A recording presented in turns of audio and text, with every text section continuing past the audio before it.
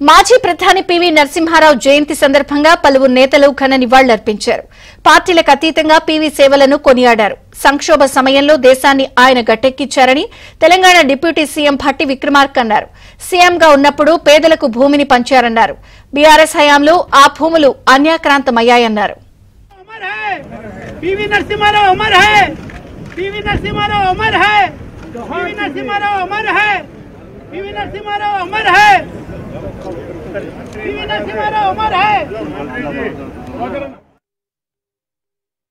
PV Narasimha Rao గారు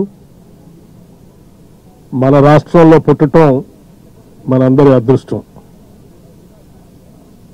భారతదేశంలో అనేక రకాలైనటువంటి సంస్కరణలకి ఆద్యులు శ్రీ పివి నరసింహారావు గారు.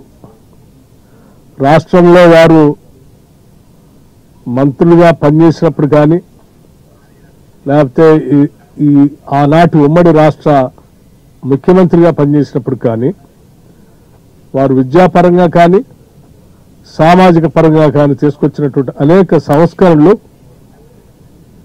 ఈ సమాజానికి పెద్ద ఎత్తున ఉపయోగపడ్డాయని చెప్పడానికి ఎటువంటి సందేహం లేదు.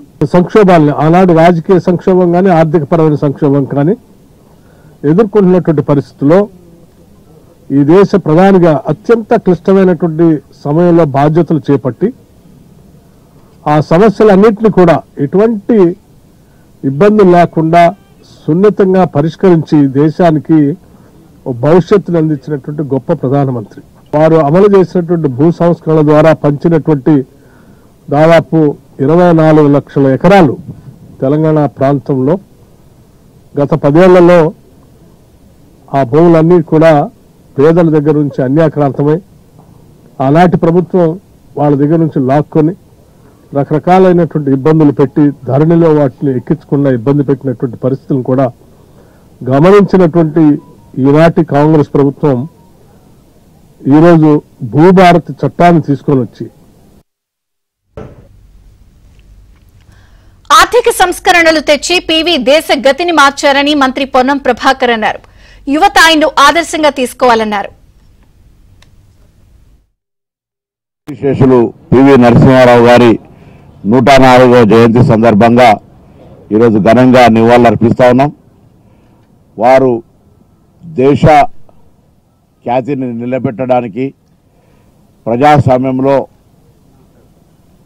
అనేకమైనటువంటి సంస్కరణలు, ముఖ్యంగా వారు మానవ వనరుల శాఖ మంత్రిగా ఉన్నప్పుడు విద్యకు సంబంధించినటువంటి అనేక స్ఫూర్తిదాయక నిర్ణయాలు, నవోదయ విద్యాలయ సంఘటన కావచ్చు, కేంద్రీయ విద్యాలయ సంఘటన కావచ్చు, అనేకమైనటువంటి అంశాల్లో వారు మార్గదర్శకలు ఇచ్చినారు. వారితో పాటుగా మరి ప్రధానమంత్రిగా అయిన తర్వాత దేశం తన కాళ్ల మీద నిలబడడానికి ఆర్థిక సంస్కరణలు తీసుకొచ్చి ఈరోజు ప్రపంచ దేశాలకు మార్గదర్శిగా మారినారు. మరి నాటి యువత కూడా పివి నరసింహారావు గారు ఏ విధంగా శ్రమపడి తన వ్యక్తిగత నాలెడ్జ్ తోటి ఇంతటి కాంపిటేటివ్ పాలిటిక్స్ లో భారత ప్రధానమంత్రి కాగలిగినాడో ఒక స్ఫూర్తి కావాలని కోరుకుంటూ, తప్పకుండా వారు తీసుకొచ్చిన సంస్కరణల ద్వారా ఆర్థిక సంస్కరణలు కానీ విద్యాపరంగా తెచ్చినటువంటి అన్నింటినీ ఈరోజు ఈ ప్రభుత్వాలు రోల్ మోడల్గా తీసుకునేటువంటి ఒక అట్మాస్ఫియర్ ఉంది.